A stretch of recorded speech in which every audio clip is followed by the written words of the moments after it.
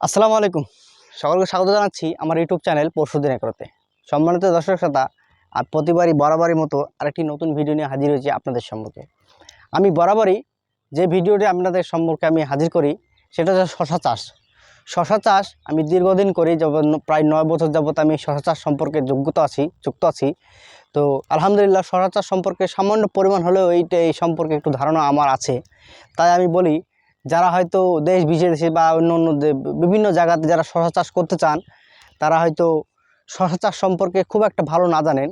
তাই আমি তাদেরকে সঠিক মানে কিভাবে সঠিক পরিচর্যাটা করলে এই শশা চাষে লাভ পাওয়া যায়, আর এই শশা চাষে অধিক মুনাফা কীভাবে লাভ করা যায় অল্প খরচে, এবং আধুনিক মানে পদ্ধতিতে চাষ করলে কিভাবে সঠিক পরিচর্যা করলে শশাতে লাভ করা যায়, আর কিভাবে যে স্মার্ট চাষি হয় সেটা আমি আপনাদেরকে ভিডিওর মাধ্যমে তুলে ধরি।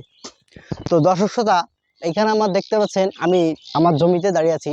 আমি 10 কাঠা যাবত আমি এখানে যদি শতকে যদি ধরি প্রায় 17 শতক আমি এখানে আগাম গ্রীষ্মকালীন শশা চাষ করেছি।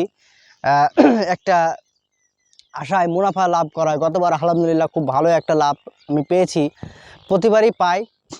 তো আলহামদুলিল্লাহ এবছর আমি আশাবাদী যে আমি শশাতে আমি আলহামদুলিল্লাহ যে এবারে আশা ইনশাল্লাহ ভালো একটা লাভ পাবো এই আমার এই 10 কাঠা জমিতে। তো এইখানে দেখতে পাচ্ছেন আমার গাছের গ্রোথ এবং কোয়ালিটি খুব সুন্দর এবং ভালো আছে। শুরু থেকে গাছের বয়স আমার এই মুহূর্তে গাছের বয়স 26 থেকে 27 দিন বয়স হচ্ছে, এবং গাছের গ্রোথ কালার এবং ডগগুলো দেখছেন একটা থেকে একটা ডগের দূরত্ব অনেক দূরে।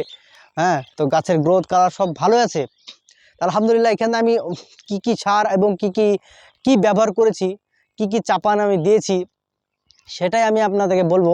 প্রথমে আমি শুধুমাত্র যখন আমি বীজ রোপণ করি তখনই আমি শুধু প্রথম আমি সার ব্যবহার করেছি, এরপরে আর ব্যবহার করিনি।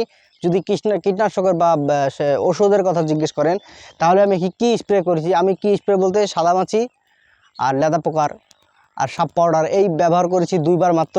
বাকি আপনাদের রেজাল্ট আপনার দেখতে পাচ্ছেন, আমার গ্রোথ আমার কোয়ালিটি খুব সুন্দর আছে। তো আজকে আমি আগামীকালকে আমি এখানে আমি সেচ দিয়েছি, দেখতে পাচ্ছেন মাটি ভিজা আছে। তো এখানে আমি আগামীকালকে এই টাইমে আমি সেচ দিয়েছি। তো আজকে আমি এখানে চাপান দেব। তো চাপানে আমি আপনাদেরকে বলবো যে চাপানটা খুব গুরুত্বপূর্ণ।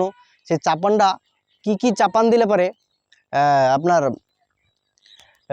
ভালো গাছের গ্রোথ কোয়ালিটি এবং সুন্দর থাকে, সতেজ থাকে, এবং ফল আসার আগে কি চাপান দরকার, কি সার কি প্রয়োজন মানে দরকার সেটাই আপনাদেরকে আজকে জানাবো। তো চলুন কথা না বাড়ি দেখতে চলুন আমি আপনাদেরকে আমার চাপানের সারটা আমি আপনাকে দেখাই। দেখেন দর্শক শ্রোতা, এখানে আমার গাছের কোয়ালিটি গ্রোথ এবং সুন্দর আছে। গাছে অধিক পরিমাণ জালি এসছে, আমি আপনাদেরকে দেখাই জালিগুলো। এই যে দেখেন দর্শক শ্রোতা, এখানে জালি এসছে প্রতি ডগে কি সুন্দরভাবে জালি এসছে। এই দেখেন ডগে, এই দেখুন ডগে প্রতি ডগে জালি। তো আলহামদুলিল্লাহ এটা আমার বাড়ির বীজ, প্রতিবারই আমি লাগাই। আর পাশেই এখানে দেখতে পাচ্ছেন পাশের জমিতে এখানে আমি আমতলা হাইটেক আমার পাশে একটা চাষি লাগিয়েছে, তাই দেখতে পাচ্ছে আমতলা হাইটেক খুব সুনাম আছে বীজটা। তো দর্শক আমি আপনাদের বলছিলাম যে সারটা আমি মিক্স করে দেব, সেই সারটা আমি আপনাদের দেখেন এই যে এখানে দেখেন আমার 10 কাঠা জমি, 10 কাঠা বলবো না, 9 কাঠাতে একটু কম, 9 কাঠা 10 কাঠাতে কম আছে, সরি। তো এখানে দেখতে পাচ্ছেন আমি কি সার দিয়েছি, ক্যামেরাটা আসলে এখানে সব ফোকাস করো।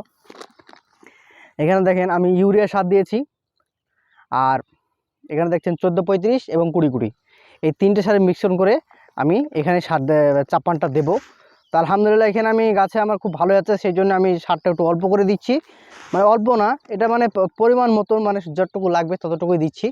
এখানে আমি 10 কাঠা জমিতে 10 কেজি এখানে দেখতে পাচ্ছেন।